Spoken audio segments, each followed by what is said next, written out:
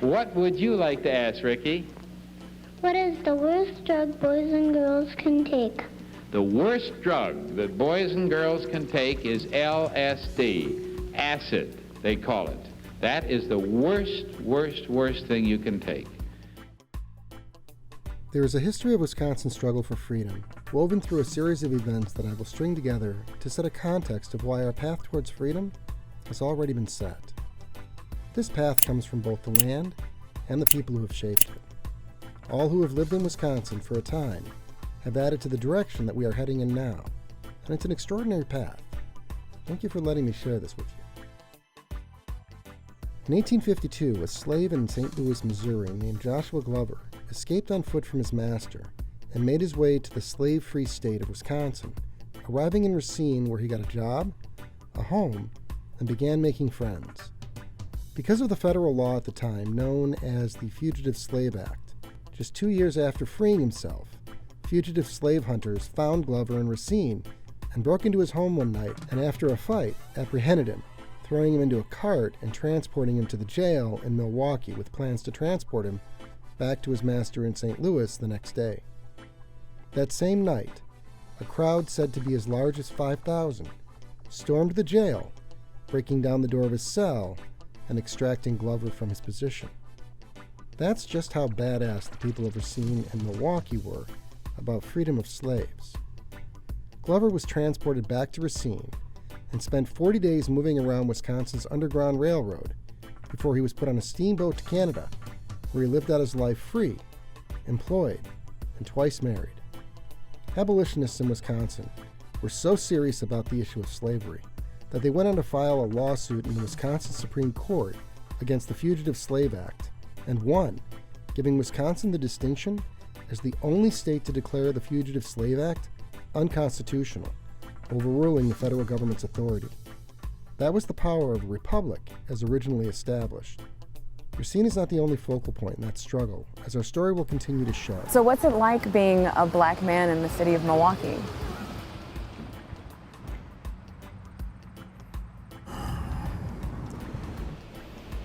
I don't even know the words that can really explain it.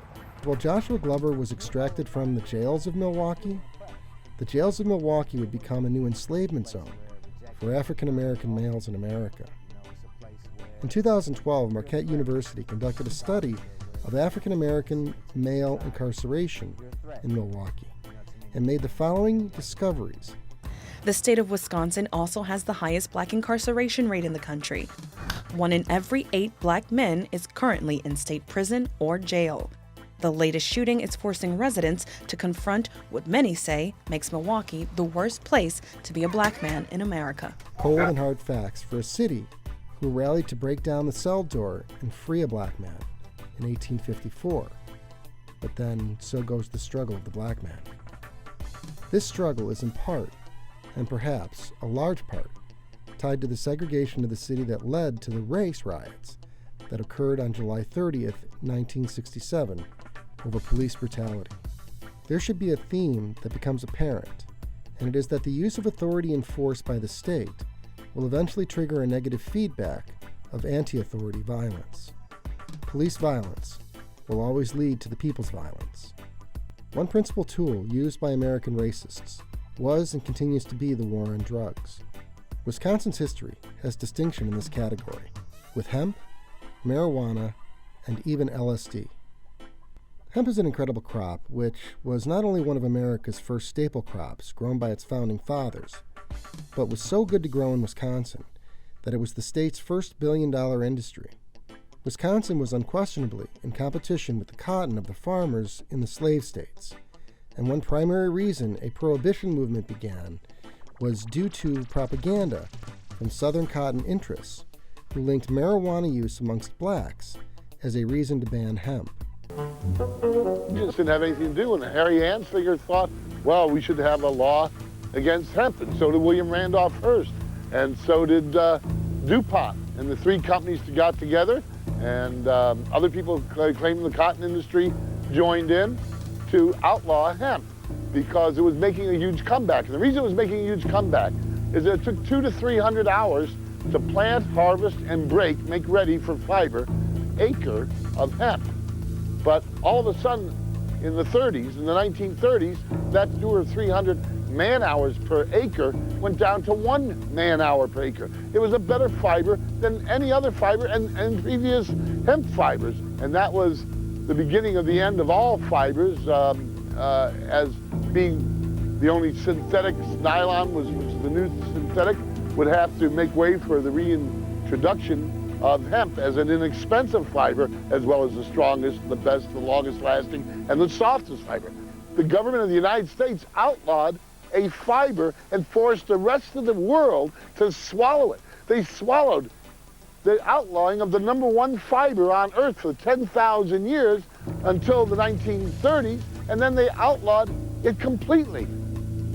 Of course, hemp isn't marijuana, but if the bill had said that it was a hemp tax act, it would have failed, because hemp was a major U.S. agricultural product. Instead, in 1937, the federal government used the Marijuana Tax Act, because marijuana was used by blacks, and this simultaneously ended hemp production in the U.S., making the sale of marijuana or hemp illegal without a tax stamp, which of course no one could get.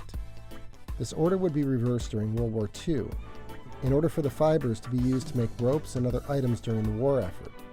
But after the war, prohibition of hemp was back in place, and exemptions to grow hemp eventually ended, with Wisconsin holding the distinction of planting the last commercial hemp crop and closing the last hemp mill in America in 1957. Like hemp, its cousin marijuana has a colorful history, if not more so, in Wisconsin. In college, I remember a professor telling a story of being a student at University of Wisconsin-Madison in 1969 or 1970, and sharing a story that when the police showed up for a party due to noise, the weed and the bong that were out and visible weren't a problem.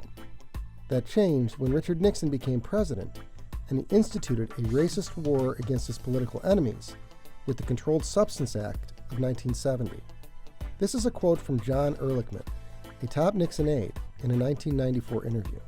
Quote, "The Nixon campaign in 1968 and the Nixon White House after that had two enemies, the anti-war left and black people.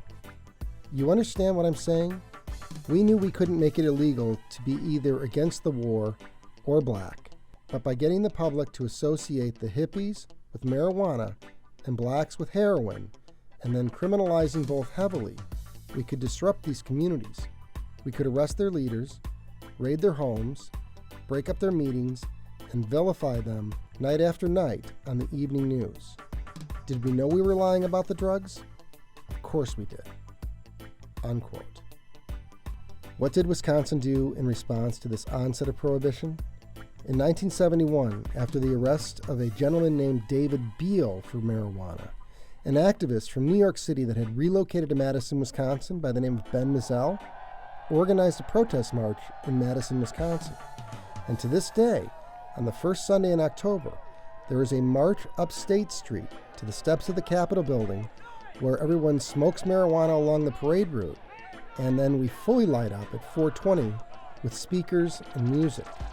This was and is the oldest annually held marijuana legalization protest march in the nation.